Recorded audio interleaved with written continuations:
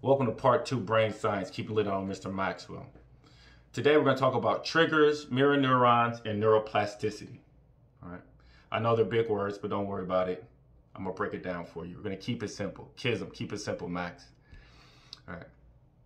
And so the first one we talk about is triggers. We've already talked about the amygdala, right? And how that deals with the emotional process. And how we're triggered, right? And how it deals with internal and external factors, right? And so we talked about the soldier coming back from war with PTSD and how certain things, words, sounds, images, these things can trigger, right? Can trigger a person and allow us to flip our lid. As well as inside, anxiety, stress, grievance, even flashbacks can put us in a state of panic, right? And trigger us. And so this is why the upstairs brain is very important. So we can balance these things, right? Also, neuroplasticity. We have to try to figure out which, I'm just going to keep it simple. We're just reorganizing the brain. We're just trying to move some things around and reprocess the brain and retrain the brain so we can start putting things back in order, so we can organize our thoughts, and then we can organize our life. Now, in addition to that, we have these mirror neurons. We got to know exactly what it is we're putting back or absorbing back into our brain. And that means that the mirror neurons, exactly what it says, mirror.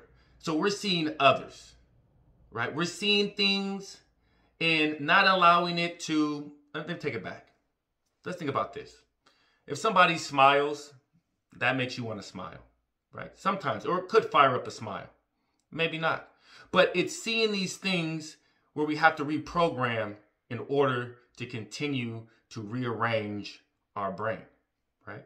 Train our brain, try to rearrange the brain, and then be able to see and mimic other things externally to help us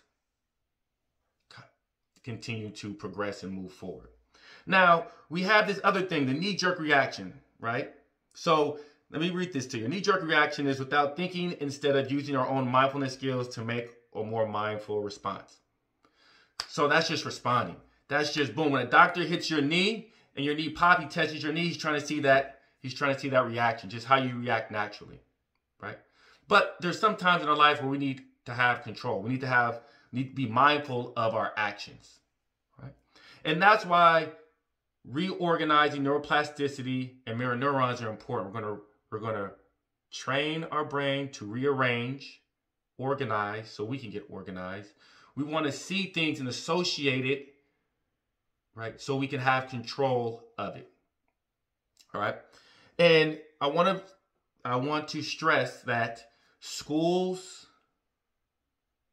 unsafe places,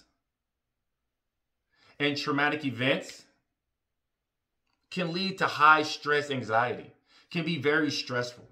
So these are things that we in our lives, maybe right now during these times, are feeling. So let's rearrange our brain. Let's get organized. Let's take some of these positive images out there and words and absorb it and take it with us and reconnect our brain and our body.